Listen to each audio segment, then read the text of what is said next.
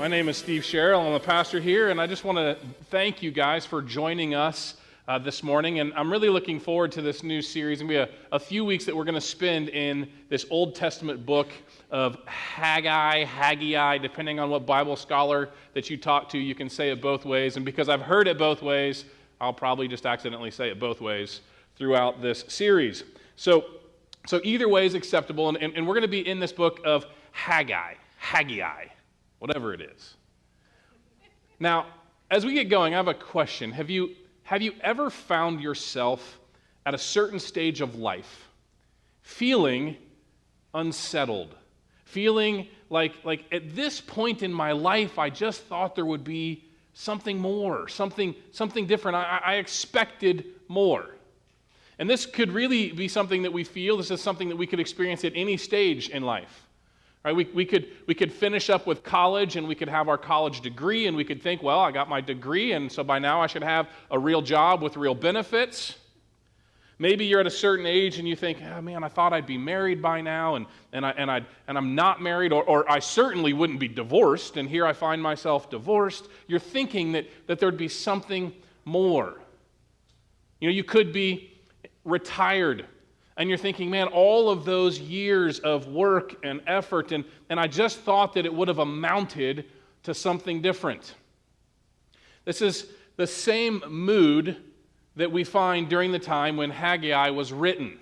See, the people were saying, I really thought that there would be more. I thought that we as a people, we, the chosen of God, I thought that things would be much different. We'd be in a different shape than we are right now. So before we look at this book of Haggai, let me give you some history. So we're going to go back to the reign of King Solomon for a little bit of an overview. Because during the reign of King Solomon, in the 4th year of his reign, King Solomon started construction on the temple. And it was a magnificent temple for God. This temple that Solomon built was more glorious than anything that any of us could ever imagine if we put ourselves in that place and time. But then, after King Solomon died, the people's hearts turned away from God. We've talked about that here at this church before, how in the Old Testament we see people's hearts turning away from God, and then he'll do something then to get them to see him again. But they got distracted, like people often do, and they started worshiping idols. They started worshiping other things than the one true God. And because of this, because they got distracted, because they were worshiping idols, God then allows a series of events to take place in order to pull the people's hearts back to himself. Now, in 587 BC, King Nebuchadnezzar and his army crushed the southern kingdom of Judah. And when they did so, they destroyed this magnificent temple that Solomon had built. And then they took the Jews into captivity, and they were there for 50 years. Now, during the time that they get taken into captivity, the chosen people of God, their hearts turned back to God. So you can imagine the relief and the good news when in 538 BC, about 50,000 people are allowed to travel back to Jerusalem, the capital of Judah, to rebuild. So finally, after 5 decades in captivity, they get to go back to their home, and they get to start rebuilding a house for God. And so the Jewish people, they go back and they begin rebuilding the temple for God. And so they had built the foundation and they had built the altar.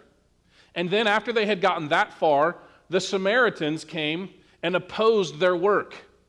And so suddenly, all of the Jews who were rebuilding the temple were like, oh no, Samaritans are here. They don't like us doing this. And so, see, it got hard for them. And so when it got hard, they thought, well, maybe this just isn't the right time for us to be rebuilding the temple because it's not easy to build the temple. So for 14 years, the people did no work on the temple. 14 years, they did no work on the temple. Remember that for 5 decades in captivity, all they can think about is that I get to go, I want to go back to my homeland. I want to go back to the place where God has promised us, and I want to rebuild the temple. That's all they could think about for 50 years. And now that they've got the chance, because it got a little bit difficult, they put this project on hold. And so instead of working on God's house, guess what they were working on? They started building their own houses. And they were very nice houses. And they forgot about God's house. So what God did is he raised up this prophet, Haggai. He raises up Haggai to call the people back to rebuild the temple of God. Now let's look at verse 2 of Haggai chapter 1. It says, "This is what the Lord Almighty says." And God says, these people, all of you guys say these people. These people, God says, these people say, the time has not yet come to rebuild the Lord's house. These people say the time has not yet come to rebuild God's house. I find this line kind of humorous because almost everywhere else in the Old Testament, when God refers to his people, whenever he talks about his people, he calls them my people. My people. But now, he's calling them these people. In this case, he does exactly what my wife does to me anytime our 11-year-old son is a little bit difficult or starts acting up, he does something wrong, and so when Evan needs correction, my wife Katie will say, "Steve, your son is not listening." How many of you guys as parents have pulled that one before? Yeah? We do that one with our dog as well. Just, we're equal opportunity. Your dog is an idiot, Katie. Her dog really is. My dog's cute and fluffy and wonderful. Her dog's not real smart. So God is actually, he's not saying my people, but instead he says these people. I can sense the exasperation. He says these people are saying that the time is not now to build my temple. Now, why do you think that the time wasn't now? See, the people thought that the time wasn't now because they had been receiving opposition from the Samaritans. The Samaritans were coming and opposing, saying, we don't want this temple to be built. And so that's why they thought, must not be now. Can any of you relate? Too often I think whenever we receive some sort of opposition in life, we think that, this must not be God's will. If there's opposition, maybe I shouldn't be doing this. But we need to understand that the closer we get to God, the closer we get to doing something that matters to the heart of God, the more likely we are to face opposition. See, the moment that you move forward in obedience to God's calling, you can mark it down because there's very likely going to be some sort of spiritual opposition that you're going to face. So when you find yourself being obedient to God and life gets difficult and challenging, I want to encourage you with one simple thought. Don't give up.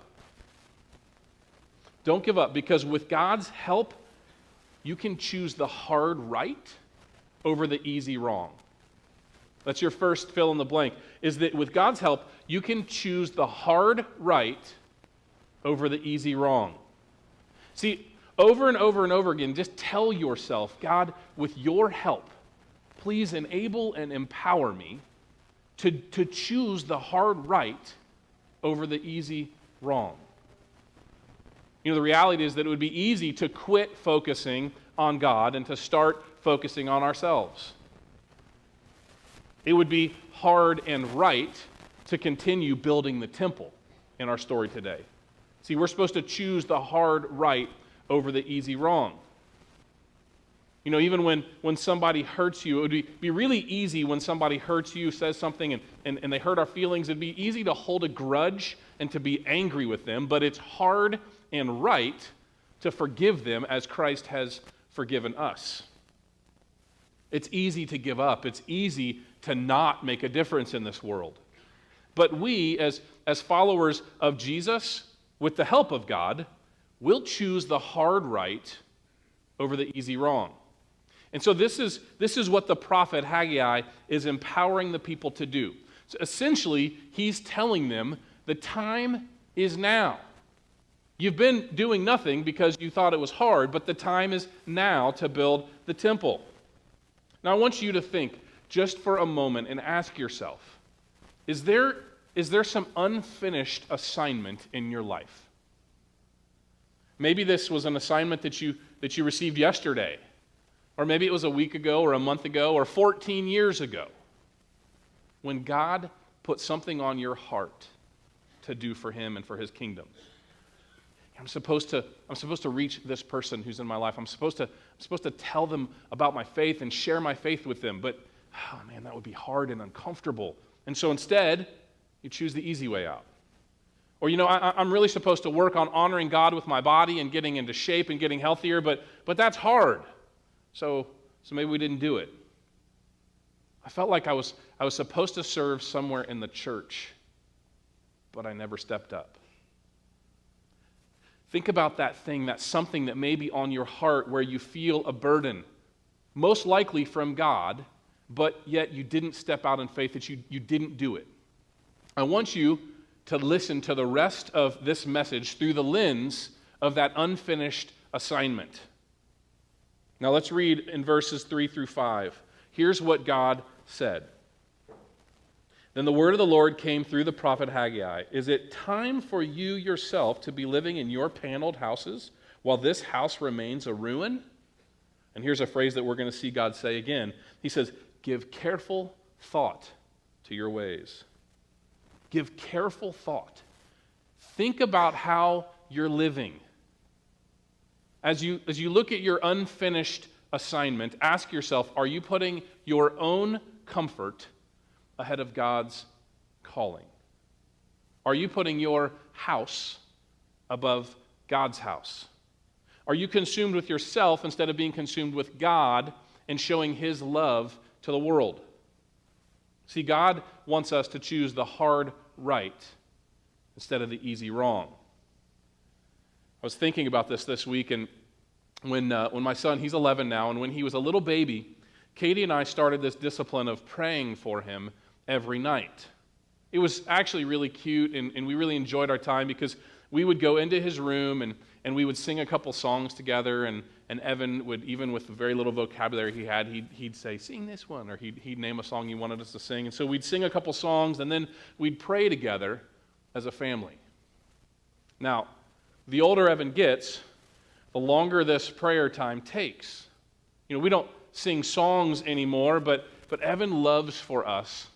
When I say us, I mean all of us, him, my wife, me, and the dog, all to be on his bed. And he wants to talk about his whole day. He wants to have a conversation. Sometimes I'm sure he's just stalling the bedtime. But other times, I know that he's really just wanting to engage. And I'm embarrassed to admit that there are nights where I just want to sit on my rear on the couch, relaxing in front of the TV. And I don't want to go through this, who knows how long, each night. And that sounds horrible even as I say it, but it's the truth. It's easier to forget to pray with my son. Some of you know right now that there's something in your life that you're supposed to do. God has called you to it. And like me, you're taking the easy wrong when God is saying, hey, I want you to choose the hard right. The time is now. And so God continues in verse 6. He tells them, you planted much but harvested little. You eat but never have enough. You drink but never have your fill. You put on clothes but are not warm. You earn wages only to put them in a purse with holes in it. Wow. Does that strike any of you like that strikes me? Remember, he just said, give careful thought to your ways. Think about it. When we put our house before God's, things won't fall into place. We won't feel complete. We're going to start wondering, shouldn't there be something more? Shouldn't there be something better? So what do we do? How do we actually do the hard right? Well, God keeps it pretty simple for us, which I'm grateful for. This is what he says in verse 7. He's reminding us, he's repeating himself now. He says, give careful thought to your ways. Think about what you're doing or not doing. He says that again and again. And so basically what God's going to do is he's going to break it down into the simplest steps that he can give. And so he says, here's what I want you to do. Number 1, I want you to go up into the mountains. Number 2, I want you to bring down the timber. And number 3, I want you to build my house. Now, in case you missed it, I didn't make that up. This is actually how God said it in Scripture. He said, go up to the mountains, bring down the timber, and build my house. Now, he made it simple, but here's the problem. So many of us are thinking, okay, God, that's great. You gave me the first 3 steps, but what about steps 4, 5, and 6? See, I need all of the details. I need to know who's going to pay for this. I need to know how it's going to happen, and I need to know where this is going to take place, and I need to know what's going to go on when I'm there, and I need to know who's going to be there with me. Am I going to get a tax write-off for this? Right? We need all of the details. God, I need to know the details. How much time is this going to take? How long do I have to do this? I need steps 4, 5, and 6. And God says, don't worry about steps 4, 5, and 6. Just go do steps 1, 2, and 3. And what we need to do is to trust God with the details. We need to trust God with the details. Psalm 119, verse 105 says, your word is a lamp unto my feet, a light unto my path. So if God's word is a lamp unto our feet, he may show us steps 1, 2, and 3, but we're not going to be able to see steps 4, 5, and 6 until we take steps 1, 2, and 3. And then the next steps will come into the light. See, you have to do what God showed you first before he reveals more to you. And so some of us say, well, God, I want the details. But what God is telling us is, you can't handle all the details. I'll give you what you need when you get there. So you need to take the first step. But what do I do, God? And he says, go up to the mountains, bring down the timber, and build my house. You know, I really want to get in better shape, but I don't really know where to start. Well, start eating healthy, get 8 hours of sleep, and start exercising. You know, I really want to get out of debt, but I don't know how to begin. Well, get some help from somebody who knows more than you do, spend less money than you make, and start paying down your debt. What do I do? Go up to the mountain, bring down the timber, and build my house. Step by step by step. God's not going to show you step 4, 5, and 6 until you take steps 1, 2, and 3. So there's an unfinished assignment from God in your life, and what do you do? Well, quit thinking about it, quit talking about it, and go up to the mountain. Go up to the mountain today. Do something today. Do the next thing that God has showed you to do. Do it today. Don't wait. Let's be faithful to God. Now, this is what I've had to do with Evan. It's embarrassing to admit, as I stand up here as your pastor preaching a sermon, that there's some times that I've chosen the easy way to not pray with my son at night because I'm lazy and I want to be about me at that moment. See, that's easy. But you know what's right? It's right as the spiritual leader of my family to pray with my son every single day, especially before he goes to bed. It's right to spend that time talking with him about his life. It's right to pray that God's will would be done and be made known in his life. It's right to pray about all of his struggles and his successes. And let me tell you what has happened when I've started making sure that I'm doing the hard right instead of the easy wrong. I can see a different level of trust being built between the two of us. I've also noticed that no matter what's gone on during the day, it's really hard to be upset at one another when you're praying with each other. So here's the deal. I had no idea the blessings that would be on the other side of obedience. See, ultimately, you need to do what God is calling you to do. If you're supposed to reach out to somebody who's hurt you in the past, then what do you do if they don't respond well? Listen, you're not responsible for the outcome. You're not responsible for the outcome. You are responsible for the obedience. And that takes away the excuse so many of us use in situations like this. But we need to remember that we're not responsible for the outcome. All we're responsible for is the obedience. And so that's it. You just do what God has called you to do. The outcome is not our responsibility, it's His responsibility. Obedience is our responsibility. See, we all have something like this. Maybe there's a sin in your life that's been plaguing you for a long time and you've been keeping it a secret. It's easy to keep it a secret, but it's hard and right to confess and ask for some help. Maybe you're in a fake happy marriage and you've got everybody around you fooled, and it's easy to lie and play the game. It's hard and right to say, you know what, we really need a little help. We need some counseling.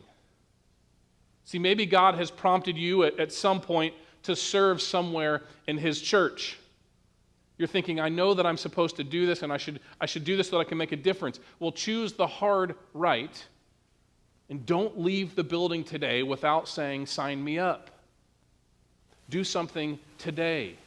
See, if there's unfinished business, if you have an unfinished assignment, don't make God raise up a Haggai in your life to pull you back to Him. Don't be that person because you're His child. See, the time is now, is what Haggai was telling the people. He's saying, don't wait, don't pay attention to anything that you think is in your way, don't listen to the opposition. The time is now to be building the temple. And God is telling us the time is now for us to go and to finish and to do that thing that He's calling us to do. And so whenever God gives us an assignment, we as Christians, we as followers of Christ, we're going to be obedient. Because the outcome is His responsibility. Obedience is our responsibility. And so we're going to choose the hard right over the easy wrong. And maybe God's going to speak to some of you today and tell you the time is now. Would you pray with me?